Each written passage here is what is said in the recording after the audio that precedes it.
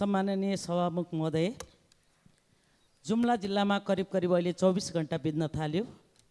जङ्गल आगलागी भएको जुम्ला जिल्लाको चन्नान नगरपालिका वडा नम्बर 4 र 3 मा आगलागी भएको, त्यसले धेरै कुरालाई प्रभाव पार्दैछ।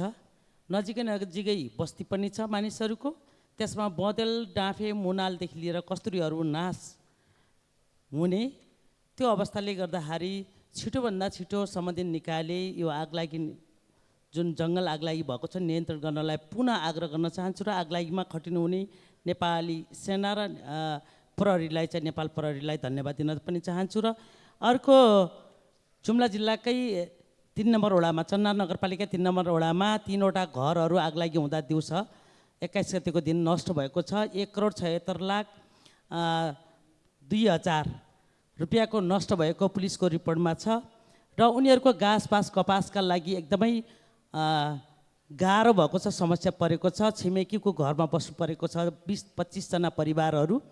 त्यसैले स्थानीय तहले उनीहरूको घाँसपास कपास गर्नलाई गाह्रो छ, पैसा हुँदैन, आर्थिक एकदमै जोहो गर्न पनि गाह्रो छ। नेपाल सरकार र सम्बन्धित निकाय गृह मन्त्रालयले थप राहतका लागि म एकदमै आग्रह गर्न चाहन्छु।